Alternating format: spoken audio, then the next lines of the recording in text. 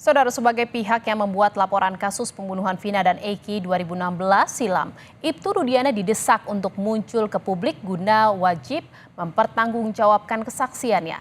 Namun kini keberadaan Ibtu Rudiana tak diketahui dan menjadi tanda tanya. Lalu seberapa penting kesaksian ayah Eki, Ibtu Rudiana, untuk mengungkap dan membongkar kembali kasus pembunuhan anaknya dan Vina? Kita akan bahas bersama penasihat ahli Kapolri, Irjen Purnawirawan Arianto Sutadi, dan juga pengacara Peggy Setiawan, Tony RM, yang sudah bergabung bersama kami di Kompas Malam. Selamat malam Pak Tony dan juga Pak Arianto. Saya ke Pak Tony terlebih dahulu. Pak Tony, Pak Tony, ini ada desakan agar Ibtu Rudiana ini muncul ke publik untuk bisa membantu kasus ini menjadi terang. Anda setuju dan perlukah kehadiran Ibtu Rudiana saat ini? Ya, sangat setuju karena bagi saya Ibtu Rudiana itu saksi kunci ya. Jadi Ibtu Rudiana ini ya Bu, yang pada saat diamankan pelaku itu kan oleh Rudiana ya, itu tertuang di dalam baik di dalam BAP maupun di dalam 3 putusan pengadilan atas nama 8 terpidana. Mengakui dalam kesaksiannya itu ialah yang mengamankan, ialah yang menginterogasi. Kemudian pada tanggal 31 Agustus setelah diamankan dan interogasi itu ya, kemudian pukul 18.30 Rudiana membuat LP atau laporan polisi. Nah, setelah membuat laporan polisi yang diperiksa pertama kali adalah Rudiana ya. Dalam poin 5 ya, Rudiana itu ketika ditanya penyidik BAP ya, ketika ditanya penyidik ya, tahukah saudara identitas para pelaku pembunuhan berencana ya dan persetubuhan terhadap anak itu? Rudiana di situ menjawab bahwa adapun ya para pelaku itu identitasnya sebagai berikut. 11 lah disebut, dari Eko Ramadhani terus sampai akhirnya Peggy alias Peron yang terakhir. Nah, 11 orang itu yang disebut, 3 diantaranya DPO ya, 8 itu tertangkap, ditangani, ditahan. Nah, artinya disinilah Pak Rudiana dari mana ya dia bisa mengetahui semuanya ya. Sementara hanya informasi dari Aep pun melihat dari jarak kejauhan ya. Jadi sepertinya ini main tangkap saja ya, main tahan saja ya, kemudian dilimpahkan ke Reskrim 18.30. Nah, kemudian barulah dilanjutkan proses penyidikan itu. Jadi pertama kali Rudiana yang dia tidak mengetahui pada saat kejadian 27 Agustus 2016, yaitu ia berada di rumah, kemudian digabari oleh rekan kerjanya, kemudian dicek ke rumah sakit Gunung Jati ya, baru kemudian ke TKP, baru kemudian ketemu Aep, baru diamankan itu kan. Nah, artinya Pak Rudiana ini tidak mengetahui peristiwanya ya, tidak berada di TKP. Namun ya, dan tidak tertangkap tangan loh ya. Namun dia berani mengamankan saat itu 7 pelaku karena satunya udah di dalam ya. Berani mengamankan 7 pelaku ya, tanpa alat bukti. Harusnya mengamankan orang yang diduga melakukan tindak pidana itu ya, itu harus ada bukti permulaan dulu. Ini tidak, kecuali tertangkap tangan, dan ini tidak tertangkap tangan 3 hari kemudian. Inilah asal muasal ya Rudiana ini sembrono ya, kemudian sampailah dibuat seperti ada kesaksian Ya, di Jakbar. artinya adanya dugaan kesaksian palsu yang dilakukan oleh Ibtu Rudiana seperti itu di kasus ini. Kalau Anda melihat Pak Arianto bagaimana Pak? Setuju nggak dengan apa yang disampaikan oleh Pak Tony? Setuju yang mana Pak Tony tadi kan banyak ceritanya ya. Tapi oke lah, saya kira-kira akan menduga ini ya. Jadi tadi Pak Tony kan menerangkan, pertama kali ya, apakah setuju nggak kalau Pak Rudiana dihadapkan ini ya, sekarang suruh muncul, suruh memberikan pencerahan gitu. Kalau bagi saya itu wajar saja ya, tuntutan daripada semua masyarakat, apalagi tuntutan daripada para kuasa hukumnya Peggy yang kemarin itu berhasil dibebaskan gitu. Tapi di sini saya bukan menyatakan setuju tadi, tidak setuju. Tapi kita bayangkan ya, seandainya Pak Rudi itu nanti ditampilkan ke depan publik ini, pasti dia menolak pasti. Karena dia pasti akan dibully, kemudian ya kemarin saja kan susah-susah dicari itu.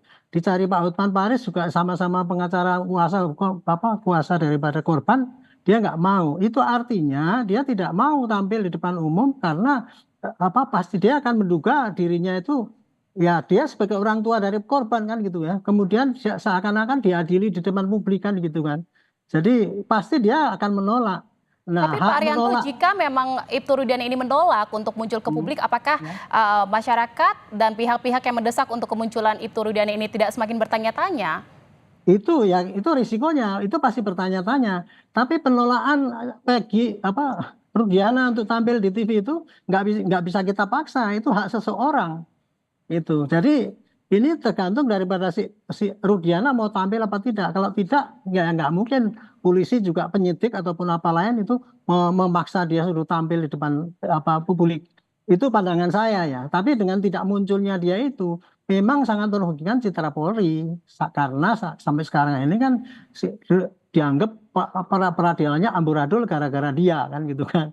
Itu jawaban saya untuk ini ya. Kemudian untuk yang kedua, kenapa kok kemudian si Rudiana sekarang itu tadi menangkap kok kemudian tahu semuanya kan? Saya ceritakan ini kenapa itu bisa terjadi. Itu Baik, dulu kan mungkin kasus. untuk muncul ke publik ini kemungkinannya bisa menolak, tetapi kan penyidik tidak menutup kemungkinan untuk bisa memanggil kembali Ibtu Rudiana untuk diperiksa kembali dan membongkar lagi kasus pembunuhan Vina ini. Apakah memungkinkan, Pak Arianto? Kalau memeriksa kembali itu sudah pasti kemarin sudah diperiksa itu Bu di dalam penangkapannya si Peggy itu pasti dia diperiksa lagi itu diulangi lagi kemudian untuk dasar untuk penangkapan Peggy itu jadi kalau penyidik di sini kewenangannya cuma manggil dia sebagai saksi tapi tidak berwenang untuk menampilkan dia untuk tampil ke publik untuk menyampaikan apapun yang kepada publik itu namanya kalau kita paksakan itu melanggar HAM dong gitu itu kalau mengenai kehadiran di publik ya. Boleh nggak saya Sekalipun menerangkan memang tadi Peggy Setiawan ini adalah korban salah tangkap seperti itu ya, Pak Arianto? pelaku korban salah tangkap kan itu maksudnya Mbak gitu ya. Iya Iya. kan? Jadi Ya memang itu kan tuduhan daripada korban salah tangkap. Nah kemudian saya akan menerangkan ini. Kenapa kok sampai tadi Pak Tony bilang kan itu si Rudi kan kok tahu 11 identitas dan sebagainya itu kan dari mana itu kan gitu kan. Nah saya ceritakan ini gini. Itu kasus dulu dilaporkan temuan kecelakaan tunggal.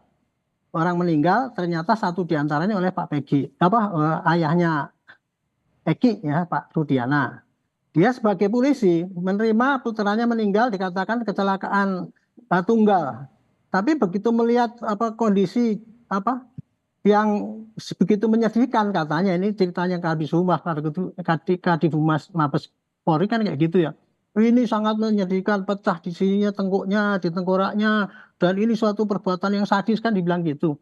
Nah orang tuanya melihat kayak gitu kan otomatis kan dia nggak terima kalau ini dianggap sebagai kecelakaan lalu lintas. Maka dia sebagai polisi ya pasti dia akan mencari namanya menyelidiki sendiri. Nah, kemudian dia mengadakan penyelidikan sendiri di baik. samping dia sebagai polisi dan dia sebagai ayahnya.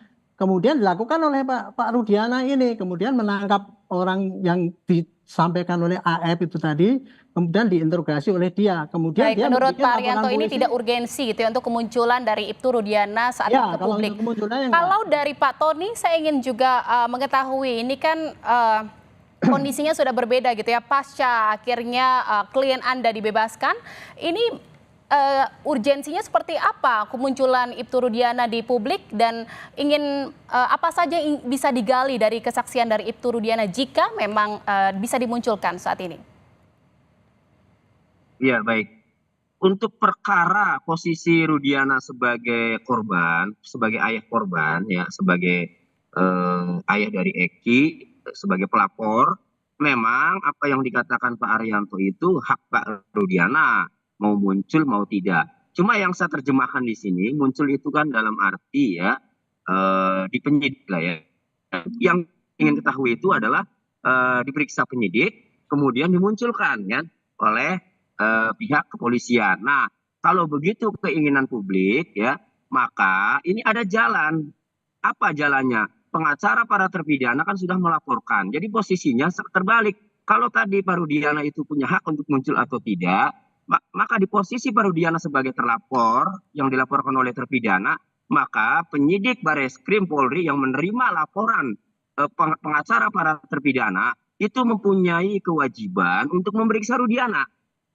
Nah, setelah diperiksa, nah maka penyidik bisa tuh kan, publik mendesak penyidik atau propam ya yang memeriksa harus segera mengumumkan apa hasil pemeriksaan terhadap Rudiana. Nah, yang penting digali dari Rudiana berdasarkan catatan di putusan pengadilan ya Bu, itu pertama, Rudiana yang mengamankan pertama kali ya itu tidak menyita handphone anaknya Eki. Padahal anaknya Eki itu meninggal ya. Seharusnya ketika orang meninggal, seorang anggota polisi itu harus mencari petunjuk. Handphone itu salah satu alat untuk bisa mendapat petunjuk kalau memang disita. Ini tidak, punya handphonenya Eki tidak disita.